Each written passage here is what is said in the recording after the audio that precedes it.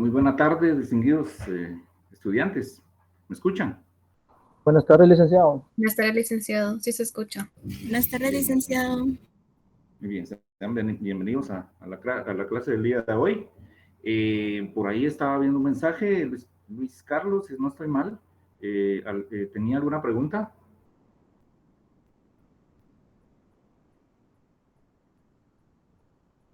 Ok. ¿Alguna duda? Pues bueno, vamos a iniciar entonces con la clase del día de hoy. Sin embargo, estaba analizando el tema de las fechas de su primera evaluación, o sea, primer parcial, y si no estoy mal, será el día lunes, 27 de febrero, miércoles 1, y el día viernes, que tocaría en horario de clase, o sea, sería a las 2:30, el tercer examen de ustedes, que tocaría con mi persona, a través del curso de Derecho Procesal Penal 2. ¿Estamos bien en ese sentido? ¿Esas son las fechas correctas? Sí, licenciado. Sí, licenciado.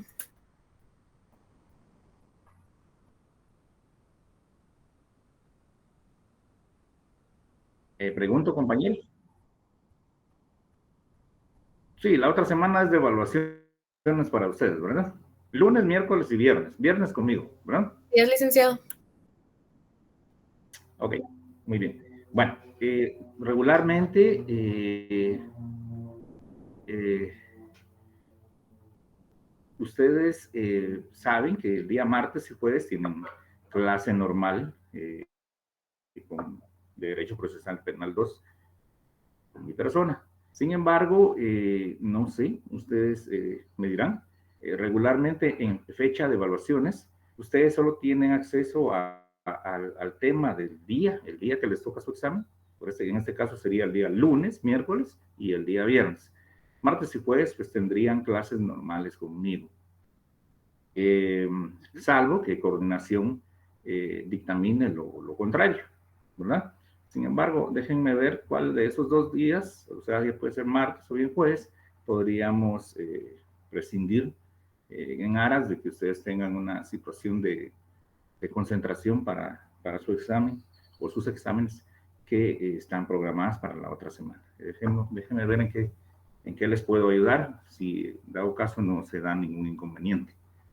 Yo les avisaría entonces el día lunes o con su defecto el día de mañana a través de los compañeros que me asisten en el curso de Derecho Procesal Penal 2. ¿Qué va a venir en el examen? Pues evidentemente lo que miremos hasta el día de hoy es lo que va a ser objeto de evaluación para el examen del próximo viernes, de mañana en 8, el día 3 de marzo. Lo que y platiquemos uno de estos 2 días de la otra semana ya será contenido para el segundo examen parcial. En este sentido, pues espero que me hayan captado, ¿verdad? Que lo que miremos el día de hoy, hasta ahí vamos a tomar en cuenta la información o la clase del día de hoy para el examen parcial que ustedes tendrán a bien el próximo viernes 3 de marzo, sustentarlo en horario de clase, sería de 2:30 a 15:30, de Derecho Procesal Penal 2. ¿Estamos claros en ese sentido? Sí, estamos bien. Bien, entonces por favor toman nota de ese aspecto. Muy bien. El día de hoy, pues, siempre realizando un preámbulo, la clase anterior practicamos respecto a lo que era apertura a juicio, o sea, puede darle 3 denominaciones: acusación, apertura a juicio o, en su defecto, acto conclusivo. ¿En qué consiste? Establecimos un concepto de lo que es esa apertura a juicio o acusación, a qué se refiere, ¿verdad? Siempre respetando las reglas del principio o sistema acusatorio, ¿verdad? De ustedes es sabido que el Código Procesal Penal vigente en Guatemala, pues, tiene matices de los dos sistemas, por eso se denomina mixto. Sin embargo, pues es más acusatorio que un poco el otro sistema, que ya es el sistema, si no estoy mal, bueno, en este momento no tengo el nombre del sistema, ¿verdad? Pero en realidad es de tomar en cuenta. Brenda, dígame. Perdón. La mano. Sí. Le rogaría que me hable un poquito más fuerte, por favor, Brenda.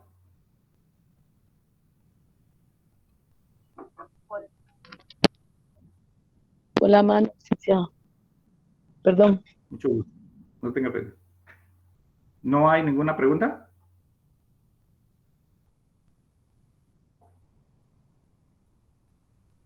Muy bien, continuamos con la clase entonces.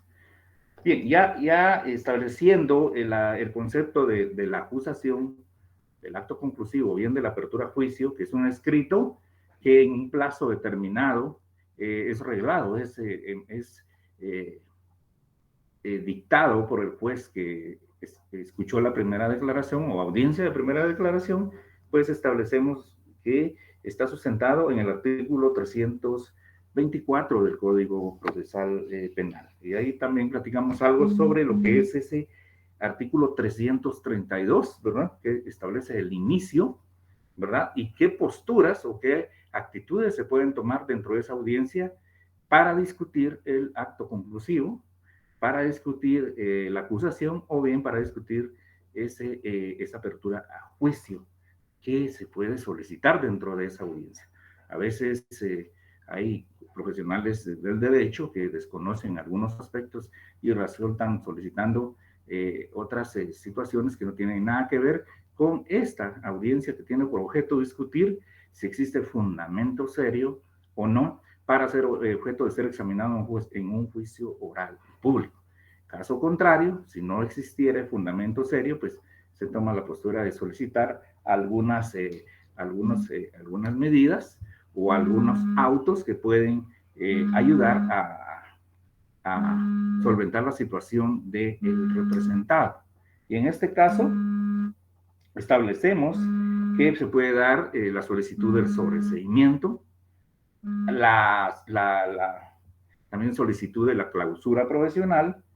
Ya hablamos el día de anteayer del procedimiento abreviado, establecimos también lo que es la modalidad de procedimiento a través del procedimiento especial de aceptación de cargos. También platicamos algo del procedimiento simplificado. Y también establecer la posibilidad de dos medidas, que son dos únicamente, dos medidas desjudicializadoras, que son el criterio de oportunidad o bien la suspensión condicional de la persecución penal. Entonces, el día de hoy estableceremos que dentro de esta audiencia intermedia, donde se discutirá esa apertura a juicio o esa acusación o ese acto conclusivo, pues se puede solicitar uno de estos autos, ¿verdad? Siempre buscando o en aras de solventar la situación del representado. Sin embargo, también es de tomar en consideración que se pueden llegar a acuerdos. La ley no lo prohíbe, ¿verdad? Y pueden llegarse a acuerdos con el ente investigador para solventar esa situación de la mejor manera. Ahora, cuando ya son delitos de lesa humanidad, pues entonces se tiene que velar por las garantías y derechos procesales, tanto constitucionales como procesales y también convenios internacionales que Guatemala ha suscrito. Entonces, acá sí es de tomar en cuenta el rol que tiene cada uno de los sujetos procesales, ¿verdad? Y obviamente con los fines del proceso, que son la averiguación de la verdad, que esto es una regla general para todos los sujetos procesales. Bien, ¿en qué consiste el sobreseimiento? En este caso, cuando hablamos del sobreseimiento, es un auto, ¿verdad? Que se dicta en la fase intermedia o durante la etapa, ¿verdad? O la preparación del debate. Cuando hablamos de la preparación del debate, no es ni más ni menos que la apertura a juicio, la audiencia intermedia en la cual se discute ese acto conclusivo. En esa audiencia en que se discute esa acusación. es donde puede solicitarse el beneficio del auto de sobreseimiento. Entonces, como concepto de sobreseimiento se entiende por sobreseimiento la resolución firme emanada del órgano jurisdiccional competente en la fase intermedia, mediante la cual se pone fin a un procedimiento o un proceso penal incoado con una decisión que, sin actuar el ius puniendi, goza de la totalidad o de la mayoría de los efectos de la cosa juzgada, ¿verdad? El sobreseimiento cierra irrevocablemente un proceso, donde pues podemos también establecer lo siguiente, que el sobreseimiento, como les dije, cierra el proceso en forma definitiva e irrevocable respecto a esta persona o las personas que están siendo sindicados. O sea que el sobreseimiento produce los mismos efectos que una sentencia absolutoria. Solo que sobreseimiento se solicita en una audiencia intermedia, ¿verdad? Y una sentencia de carácter absolutoria se solicita en un juicio oral y público. Caso contrario, por eso les digo que es pregunta de privado. Se puede solicitar una sentencia de carácter absolutoria o condenatoria en la fase intermedia. Pues la pregunta es que sí, porque cuando hablamos de una aceptación de cargos y un procedimiento abreviado, que son ni más ni menos procedimientos especiales, ellos sí conllevan a una condena, ¿verdad? Salvo, obviamente, el acuerdo que se ha llegado con el ente investigador, entonces sí se puede dar una sentencia de carácter tanto condenatoria como absolutoria dentro de una etapa intermedia, siempre y cuando se den esos acuerdos con el ente investigador, ¿verdad? Eso quiero que quedemos bien claritos en ese aspecto. Salvo lo contrario, donde no se llega a acuerdos, pues entonces el abogado defensor debe solicitar como primer aspecto, si él considera que no se dan los elementos, ¿verdad?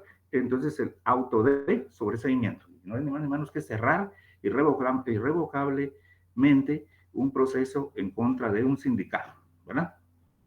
Sí, Dania, con mucho gusto, cuénteme. Sí, la pregunta. Bien. Se puede dar una sentencia de carácter absolutoria o una sentencia de carácter condenatoria que son exclusivos de un juicio oral y público, son exclusivos de un debate. En una audiencia intermedia, pues claro que se puede dar por la solicitud o en la vía del procedimiento especial. Procedimiento especial que puede conllevar a procedimiento abreviado o bien aceptación de cargos. E inclusive en una primera declaración sobre el procedimiento simplificado, ¿verdad? Entonces sí se pueden dar esas condenas, se pueden realizar en una audiencia intermedia. Entonces esto es, como les digo, a veces preguntas que son un poco capciosas, pero que ustedes deben saber perfectamente que forman parte del mundo del derecho y máxime en el ámbito en el cual nos desenvolvemos, en el ámbito nacional, ¿verdad? Muy bien, entonces establecemos que el sobreseimiento es un auto que se dicta en la fase intermedia o durante la etapa preparatoria, ¿verdad? O la preparatoria del debate, perdón, mediante el cual se absuelve a un imputado, a una persona que está siendo sindicada. El sobreseimiento entonces cierra el proceso de forma definitiva e irrevocable, ¿verdad? A esa persona. El sobreseimiento produce los mismos efectos que una sentencia absolutoria. Entonces, para ello, ¿dónde se encuentra regulado, el auto de procedimiento, el sobreseimiento? Se encuentra regulado en el artículo 328 del Código Procesal Penal. Bien, compañeros, si alguien puede ayudarme, podría darle lectura a la primera parte y al inciso primero del artículo 328 del Código Procesal Penal. Por favor, Rosy, ¿le escucho? Artículo 328. Sobreseimiento. Corresponderá sobreseer en favor de un imputado. 1. Cuando resulte evidente la falta de alguna de las condiciones para la imposición de una pena, salvo que correspondiere proseguir el procedimiento para decidir exclusivamente sobre la aplicación de una medida de seguridad y corrección. Okay. 2. Muchas gracias, Rosy, muy amable. Bueno, entonces, acá están los requisitos para que se pueda dar ese auto de sobreseimiento, ¿verdad? Dice que corresponde sobreseer en favor del imputado, establece ese inciso 1. Cuando resulte evidente la falta de alguna de las condiciones para la imposición de una pena, ¿verdad? Sabemos perfectamente a qué nos referimos con pena, que es un delito, ¿verdad? Y los medios de investigación que tengan relación con el mismo. Si no tienen relación, si no hay, no llena los requisitos contenidos en el artículo 332 bis, entonces puede solicitarse sobre ese seguimiento en base a ese inciso primero. El inciso segundo, ¿algún compañero o compañera, por favor?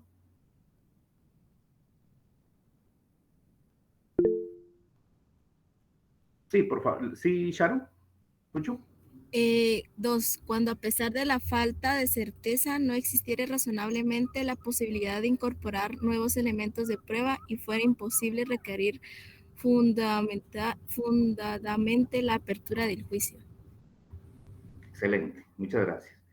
Entonces acá es cuando es imposible, ¿verdad?, demostrar con los medios de investigación el tipo penal por el cual está siendo sindicada la persona en un juicio oral y público, ¿verdad? No se dan los elementos, los verbos rectores del delito y no se llenan también, como les repito, los requisitos contenidos en el artículo 332 bis. Y el inciso tercero establece en los delitos contra el orden jurídico tributario a que se refiere los artículos y establece de los 358 inciso A, 358 inciso B, 358 inciso C y 358 inciso D de los delitos de defraudación y contrabando aduanero, ¿verdad? O sea, ustedes saben perfectamente cuando establecemos estos delitos que tienen que ver con defraudación y contrabando aduanero, pues ya tienen una judicatura específica e inclusive hay fiscalía especial para esta clase de delitos que se ventilan en un juzgado específico. Aquí en el ámbito nacional, en el perímetro de la capital, estos juzgados que tienen el control jurisdiccional de delitos de defraudación y contrabando aduanero se encuentran en la parte del primer nivel del edificio de finanzas públicas. Ahí se encuentran, ellos son los que conocen en materia de contrabando, ¿verdad?, y defraudación aduanera. Muy bien, entonces, al establecer que se puede solicitar el sobreseimiento, desde luego que conlleva también a que se deben dar algunos requisitos para solicitar el mismo, ¿verdad? Y esos requisitos los establece el artículo 325 del Código Procesal Penal. Establece lo siguiente. Si no estoy mal, sí. Si el Ministerio Público estima que no existe fundamento para promover el juicio público del imputado, o sea, me refiero al debate, ¿verdad?, solicitará el sobreseimiento o la clausura provisional. Con el requerimiento remitirá al tribunal las actuaciones y los medios de prueba materiales que tengan su poder. En este caso, de manera objetiva, cuando resultare imposible recabar nuevos medios o no se lograron conseguir esos nuevos medios de investigación, no queda más que de forma objetiva al Ministerio Público, ellos pueden también solicitar el beneficio del auto de sobreseimiento a favor de una persona sindicada. Eso es en base a la objetividad que reza dentro de un proceso penal, ¿verdad? Y los fines del proceso, tanto el artículo 108 del Código Procesal Penal como el artículo 5 también del Código Procesal Penal, ¿verdad? Entonces, evidentemente, también de forma objetiva, ¿verdad?, lo puede solicitar el ente investigador. Por supuesto que el objeto es poner fin de forma definitiva al proceso sin necesidad de, para ello, pronunciarse en sentencia. Entonces, cuando existe la certeza de que va a ser imposible demostrar el tipo penal en contra del sindicado, entonces, por economía y celeridad procesal, se debe dictar el auto de sobreseimiento. Sabemos perfectamente que los efectos de un auto de sobreseimiento son parecidos a una sentencia de carácter absolutorio. Miren, se encuentra contenido en el artículo 328, ¿verdad?, del Código Procesal Penal. Muy bien. También el artículo 332, a ver, no logré captar la pregunta. ¿Podrían repetirla o bien? Sí, licenciado, era si podría volver a repetir cuál era el objeto del sobreseimiento, por favor. Sí, el objeto es poner fin de forma definitiva al proceso sin necesidad para ello de pronunciarse en una sentencia. O sea, que no haya necesidad de ir a un juicio oral y público, ¿verdad? Entonces se le pone fin en forma definitiva a un proceso, de manera objetiva y en aras de los fines del proceso que contiene y que son la base del artículo 5 del Código Procesal Penal, donde debe existir una tutela judicial efectiva, inclusive a favor del imputado o a favor del sindicado. Muy bien, ahora otra de las solicitudes que puede realizarse en una audiencia intermedia es la de la clausura provisional. Bueno, ya establecimos en qué consiste el sobreseimiento. Ahora bien, ¿en qué consiste la clausura provisional? Bueno, vamos como concepto a establecer lo siguiente. La clausura provisional es un acto conclusivo anormal del proceso penal, que se plantea ante el juez contralor de la investigación, en aquellos casos en los cuales no se ha agotado la investigación correspondiente dentro del plazo legalmente establecido para el efecto, o bien porque los medios de investigación con que se cuenta no son suficientes para formular acusación o bien sobreseimiento.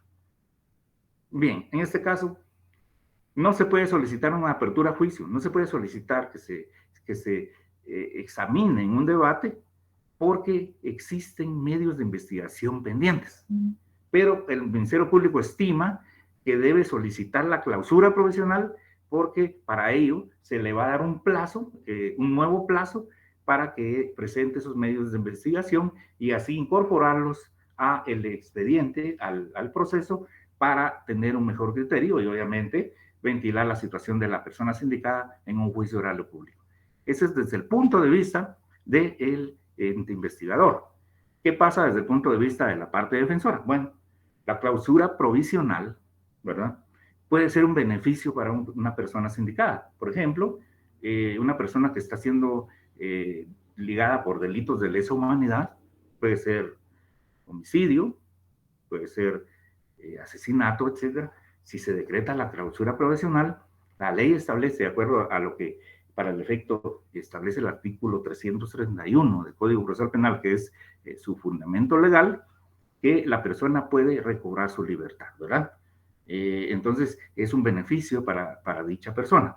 Ahora bien, esos medios de investigación pendientes se le debe señalar al juez contralor. Mire, señor juez, considero que es importante determinar un examen de grafotecnia o porque dejaron un escrito en el cuerpo de la persona en la cual establecía que se iba a morir o había una amenaza, ¿verdad? O te moriste porque estabas cobrando extorsión, un ejemplo. Entonces, un examen de grafotecnia para determinar si la persona que está siendo sindicada es la persona que realizó ese escrito, iniciando por eso. 2, que hubo sangre y cuestiones de situaciones en la escena del crimen. Entonces, establecer también un examen de ADN para determinar si la sangre que se encontró en el lugar corresponde a la persona sindicada, ¿verdad? Que en el afán de salvaguardar su vida a la persona fallecida, pues había sangre de diferentes tipos y que entonces se tiene que determinar si pertenecía, ¿verdad?, a la persona sindicada. Y bueno, se sabe que el examen de ADN existe una alta probabilidad, no sé si es el 99% de efectividad. Entonces, son medios idóneos e importantes para determinar la culpabilidad o inocencia de una persona cuando se enfrenta a un juicio, cuando se enfrenta a una audiencia en la cual está liada a proceso por un delito de lesa humanidad. Eso es un ejemplo de medios que puede solicitarse para provocar que se le dé el beneficio de una clausura provisional a la parte sindical. ¿Cuál es el objeto de la clausura provisional? Bueno, es, en primer lugar, como inciso número 1, evitar que se produzca el sobreseimiento. Ese es uno de los objetos. O sea, no quiero que se le dicte el auto de sobreseimiento a la persona porque considero que hay medios de investigación que estoy por recabar, eso es de parte del ente investigador, y considero que él pudo haber cometido el delito, ¿verdad? Entonces, por eso solicita el beneficio de la clausura provisional. Entonces, evitar que se produzca el sobreseimiento con el objeto de cosa juzgada en casos en los que la investigación no se ha agotado aún. Inciso número 2. Dentro de esos objetos, o el objeto de la clausura provisional, o el objetivo de la clausura provisional. Inciso número 2, limitar el mantenimiento de un proceso abierto en contra del imputado exclusivamente a los supuestos en los que existan medios de investigación concretos y determinados que pueden practicarse, ¿verdad? Entonces ya les expliqué a manera de ejemplo el tema de un asesinato o la comisión del delito de asesinato y medios idóneos para establecer la culpabilidad o no de la persona sindicada. ¿Qué efectos produce la clausura provisional? Bueno, el efecto principal de la clausura provisional es la persecución penal, ¿verdad? Obviamente, con el cese de las medidas de coerción que se hubieran dictado, ¿verdad?, contra la persona imputada como cosa clausurada o bien en la primera declaración. Entonces, esos son los efectos. Se lo repito. El efecto principal de la clausura provisional es la persecución penal, ¿verdad? Y por supuesto, el cese de las medidas de coerción. Si una persona es beneficiada con la clausura provisional, entonces deben cesar las medidas de coerción. Si él está privado de su libertad, desde luego que recobraría su libertad en ese plazo que le van a dar al sujeto procesal que lo solicite para que demuestre, ¿verdad?, de conformidad con el artículo 82 del Código Procesal Penal, para que demuestre la responsabilidad o la posible comisión de los delitos o el delito en contra de la persona, incorporando esos medios de investigación. Esto es en cuanto a la clausura provisional, que es otra situación, otra solicitud que se puede dar en esa audiencia intermedia. Muy bien.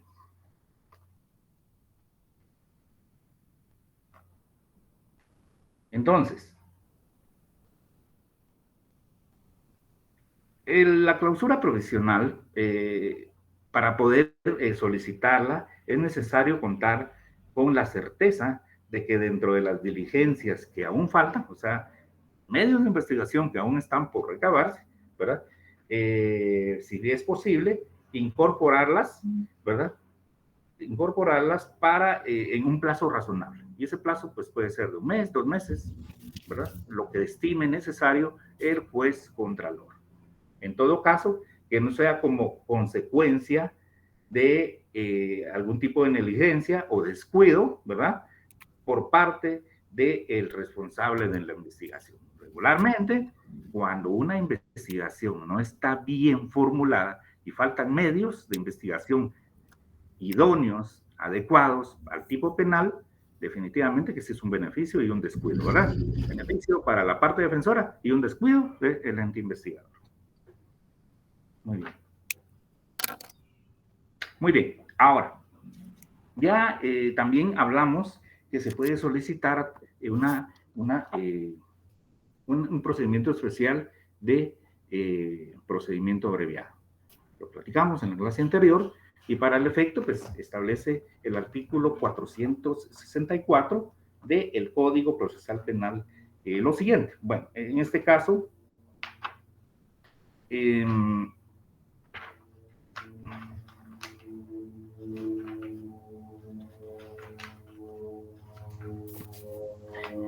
establece que admisibilidad, ojo, ¿quién puede solicitar el procedimiento abreviado. Es única y exclusivamente una solicitud que puede realizar el ente investigador.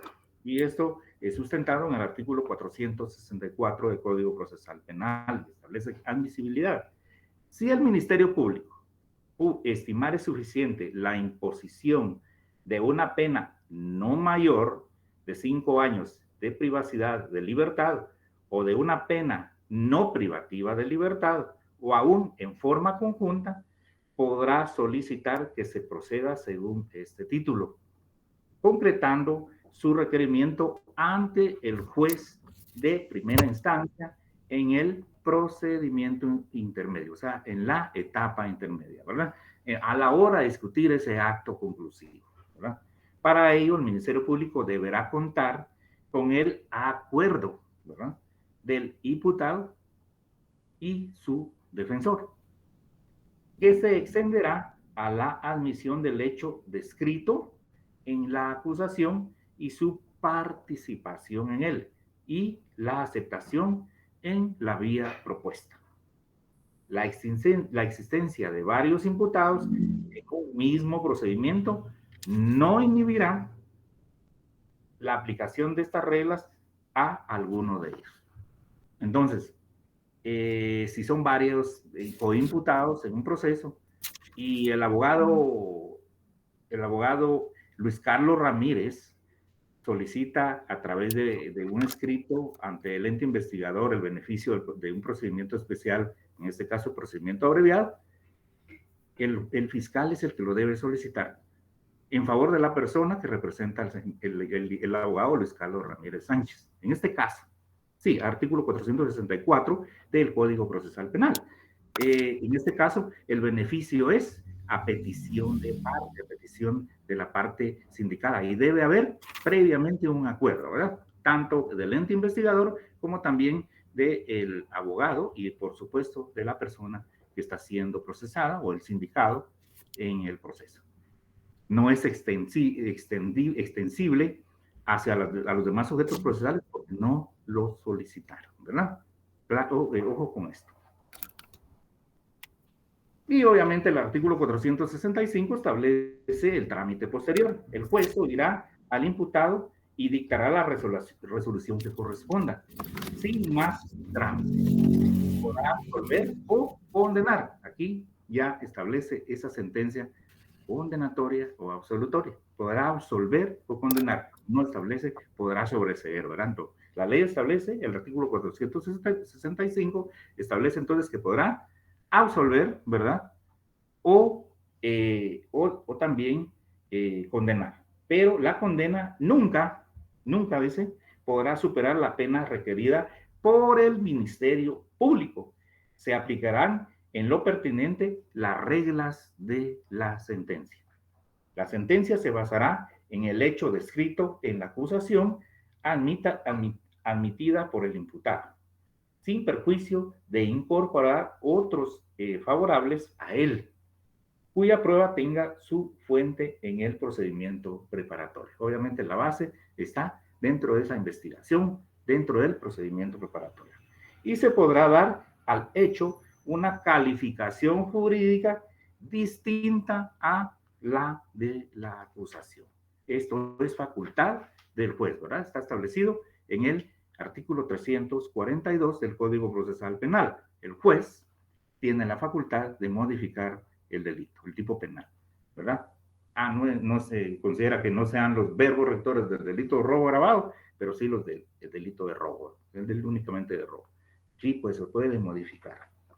Y también el artículo 465 del Código Procesal Penal, en el último párrafo, establece que si el tribunal no admitiere la vía solicitada y estimare conveniente el procedimiento común para un mejor conocimiento de los hechos o ante la posibilidad de que corresponda una pena superior a la señalada, rechazará el requerimiento y emplazará al Ministerio Público para que concluya la investigación y formule nuevo requerimiento. La solicitud anterior sobre la pena no vinculada al Ministerio Público durante el debate. Entonces, el juez no puede imponer una pena superior a la que el Ministerio Público solicite. Si el juez no está de acuerdo con la solicitud del procedimiento abreviado, del beneficio de ese procedimiento especial a favor de la persona sindicada, no puede imponer pena alta, pero eso sí, y ordenar que el fiscal entonces siga el trámite de la acusación por el procedimiento común. ¿Y cuál es el procedimiento común? ¿Verdad? La solicitud de apertura a juicio, ¿verdad? En la cual pues ya se dan las reglas de los sujetos procesales. El Ministerio Público solicita apertura a juicio oral y público, o sea, al debate, y el abogado defensor o los abogados defensores solicitarán lo que en derecho corresponde. ¿Y qué puede solicitar? Bueno, sobreseimiento, clausura provisional, una medida judicializadora, puede ser criterio de oportunidad o suspensión condicional de la persecución penal, actualmente en la nueva modalidad de procedimiento especial de aceptación de cargos, entre otros, y también el procedimiento simplificado que se da, ya no se puede solicitar en una audiencia intermedia. Esto se podía solicitar solamente en el inicio de la investigación, una audiencia de primera declaración.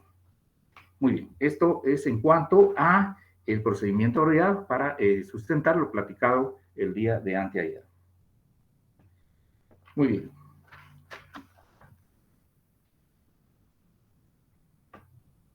Entonces, se encuentra regulado el procedimiento abreviado en los artículos 465 y 464 y 465 del Código Procesal Penal. ¿Cuál es el objeto? ¿Cuál es el objetivo de un procedimiento abreviado? Bueno, el objetivo del procedimiento abreviado es evitar la tramitación de un proceso en donde existe consenso en cuanto a la realización de los hechos, aunque puedan existir discrepancias en cuanto a la valoración jurídica del mismo. O sea, se produce un relevamiento de la obligación de aportar prueba, ¿verdad?, para acreditar la existencia del hecho, lo cual no implica que se haya desvirtuado la presunción de inocencia. Entonces, ¿cuál es el objeto en forma resumida de un procedimiento abreviado? Bueno, darle fin también al proceso a través de una sentencia de carácter condenatoria, ¿verdad?, en la cual, a pesar de los elementos o medios de investigación, aceptando el hecho, pues entonces no queda más que solicitar a través del ente investigador y del juez dictará una sentencia de carácter condenatorio. Ojo que debe ser una pena que no supere los 5 años. ¿Por qué? Porque el artículo 50, ¿verdad?, del Código Procesal Penal establece lo siguiente, que se puede establecer lo siguiente: conmutación de las penas privativas de libertad y establece conmutables, y establece dos aspectos: la prisión que no exceda de 5 años, ¿verdad? La conmuta se requerirá entre un mínimo de 5 quetzales y un máximo de 100 quetzales por cada día, atendiendo a las circunstancias del hecho y las condiciones económicas del penal. Y cuando se da la pena de arresto. Cuando hablamos de la pena de arresto, pues aquí pues conlleva a penas de prisión de 30, 40, 50, 60 días, ¿verdad? Esto es en cuanto a la conmutación regulada en el artículo 50 del Código Penal.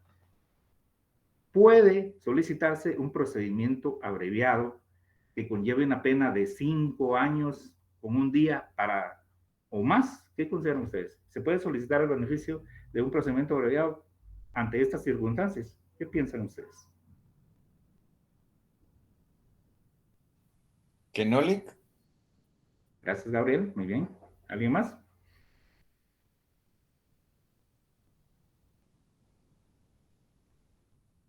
Bien. Pues fíjese que sí, 10 años, dice el compañero, sí. No, fíjese que sí podría uno solicitar un procedimiento abreviado por el delito de extorsión, por ejemplo, que conlleva una pena de 6 a 8 años. Entonces, la pena mínima podría ser de 6 años. Al ser la pena mínima de 6 años, desde luego que no se puede conmutar, ¿verdad?, porque la ley establece en el artículo 50 del Código Penal que es conmutable hasta 5 años. Entonces, yo creo que sí se puede solicitar, pero yo diría que es falta de conocimiento del abogado defensor al hacer una solicitud en la cual va a perjudicar a su patrocinado. Pero ahora está la modalidad de la aceptación de cargos. Sin embargo, el delito de extorsión, si fuera el caso, este delito es un delito que efectivamente no goza del beneficio del procedimiento específico de aceptación de cargos. Ahí hay un listado en la ley, o sea, en la reforma que se da al Código Procesal Penal y establece qué delitos no pueden gozar del beneficio de procedimiento especial de aceptación de cargos. Entonces sería por desconocimiento. Sí se puede solicitar, pero no sería adecuado, ¿verdad? No sería prudente. Muy bien. Entonces,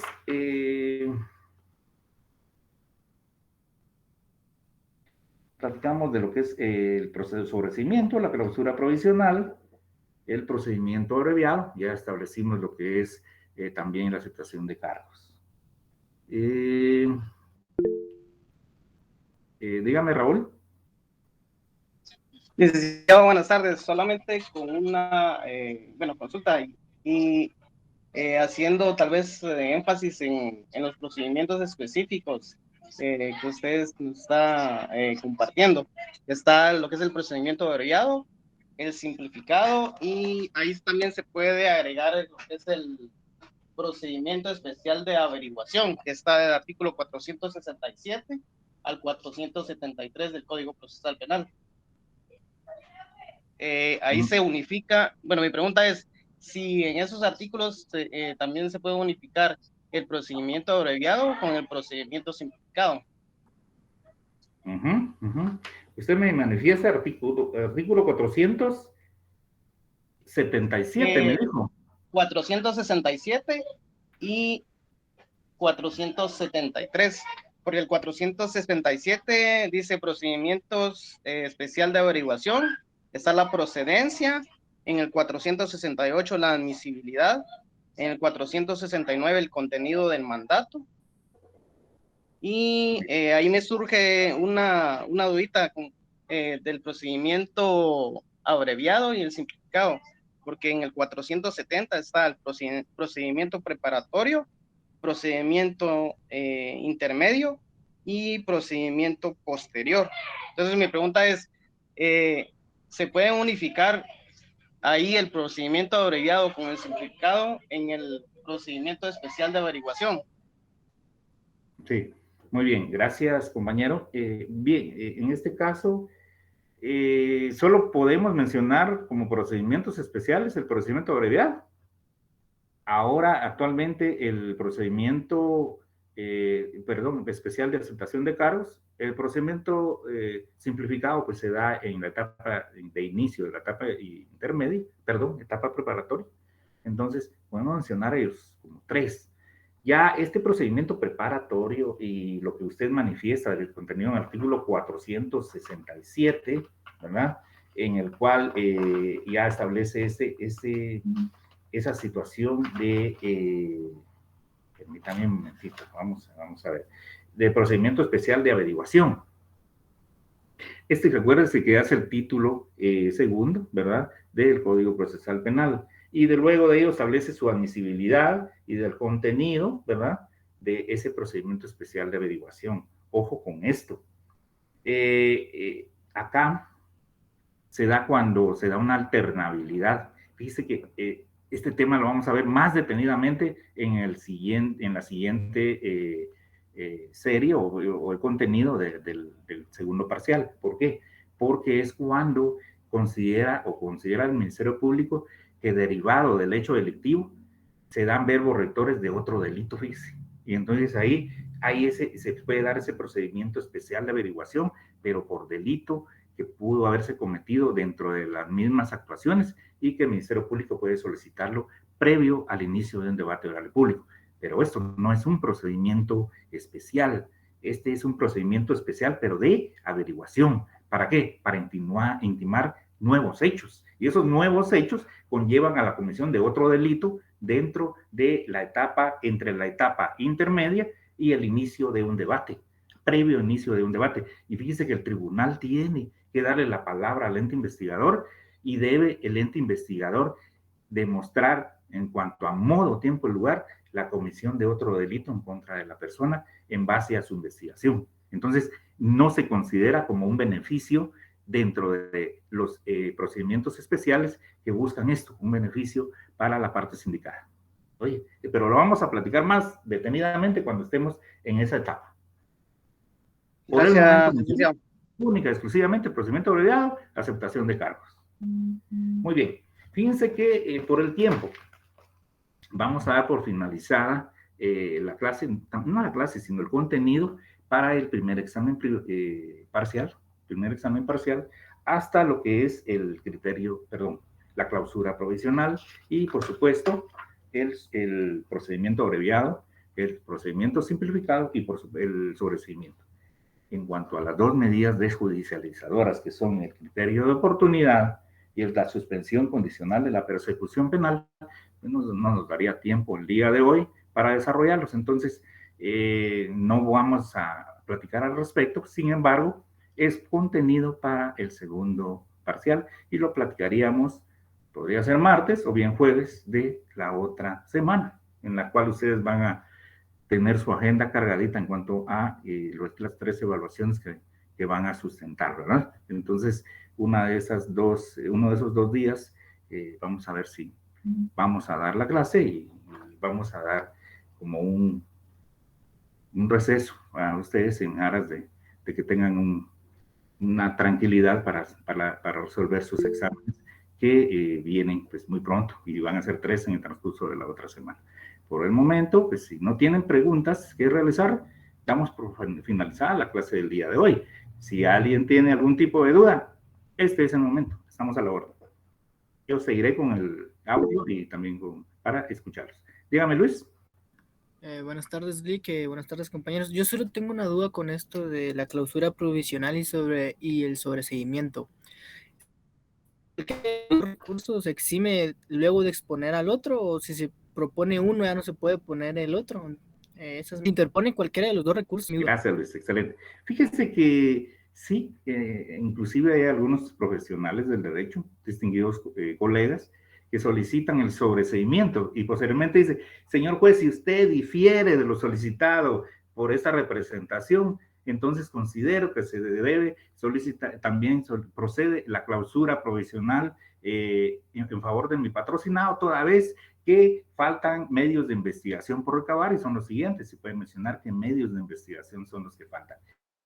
Es como, bueno, técnicamente se puede decir, si no pega de este lado, pues entonces puede que dé la segunda opción. Sí se pueden solicitar ambos, pero es criterio del profesional del derecho. Muchas gracias, Lick. Feliz tarde. A la orden.